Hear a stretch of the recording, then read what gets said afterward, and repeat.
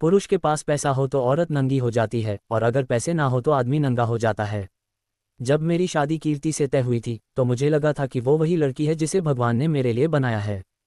हमारी बातचीत जल्दी ही इतनी गहरी हो गई कि हम शादी और जिम्मेदारियों की बात करते करते निजी विषयों तक पहुंच गए।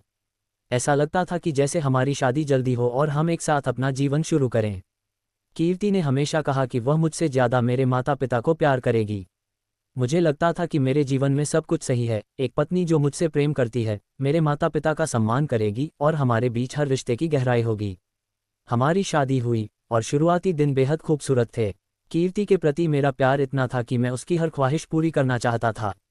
लेकिन धीरे धीरे जिम्मेदारियां बढ़ीं।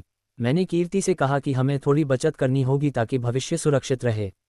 इस पर उसने नाराजगी भरे लहजे में कहा, अब और क्या बचत करनी है, पहले ही मैं अपनी ख्वाहिशें दबाकर रहती हूँ। उसकी इस बात ने मुझे सोचने पर मजबूर कर दिया। मैंने उससे पूछा, आखिर किस चीज़ की कमी है।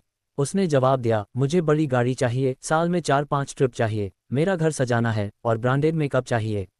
मैंने कहा, तुम पहले ही 3,000 की लिपस्टिक और 5,000 का पाउडर इस्तेमाल करती हो, और क्या चाहिए।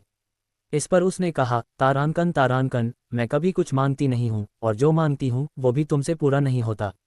तारांकन तारांकन। मैंने खुद को दोषी महसूस किया। मैंने साइड में कुछ और काम शुरू किए ताकि उसकी ज़रूरतें पूरी कर सकूं। उसका बर्थडे आया और उसने 12,000 की एक ड्रेस पसंद की थी। जब उसने मुझसे पैसे मांगे, मैंने मजाक में कहा कि इस महीने सैलरी में थोड़ी दिक्कत है, ड्रेस अगले महीने ले लेना। ये सुनकर उसने मुझसे बात करना बंद कर दिया।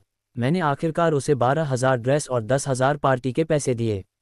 पैसे मिलते ही उसका गुस्सा गायब हो गया और उसने प्यार जताते हुए माफ़ी मांगी। लेकिन उस दिन मैं अंदर से टूट गया था। अगले दिन जब उसने करीब आने की कोशिश की तो मैंने मना कर दिया। उसने माफ़ी मांगी, लेकिन मुझे लगा कि वह मुझसे नहीं, मेरे पैसों से प्यार करती है।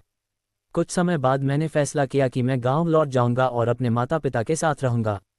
मैंने उससे पूछा कि क्या वह साथ चलेगी, लेकिन उसने इनकार कर दिया। मैं अकेले गांव आ गया। गांव में रहने के दौरान मैंने उसे पैसे भेजना जारी रखा, लेकिन 4 महीने बाद जब उसने खुद साथ आने की बात की तो मैंने पैसे भेजना बंद कर दिया। तभी उसका असली चेहरा सामने आया। उसने मुझ पर केस कर दिया कि मैं शादी के बाद उसे शारीरिक सुख नहीं दे पा रहा, और उसने हर महीने गुजारा भत्ता मांगा। कोर्ट में मैंने अपनी बात रखी, लेकिन ये समझ आया कि कानून में ऐसा कोई प्रावधान नहीं है जो पत्नी को पति के माता पिता की सेवा के लिए बाध्य करे। आज मैं हर महीने 40,000 रुपये उसे देता हूँ और अपने माता पिता के साथ गांव में रहता हूँ। मुझे ये समझ आया कि इस दुनिया में सिर्फ माता पिता ही ऐसे हैं जो निस्वार्थ प्रेम करते हैं। उनका प्यार बिना किसी शर्त के होता है। अगर किसी को सच्चा जीवन साथी मिल जाए तो ये सबसे बड़ा वरदान है। लेकिन आज के समय में शादी के लिए सिर्फ सुंदरता पर ध्यान न दें। सादगी और परिवार के प्रति समर्पण ज़्यादा मायने रखता है।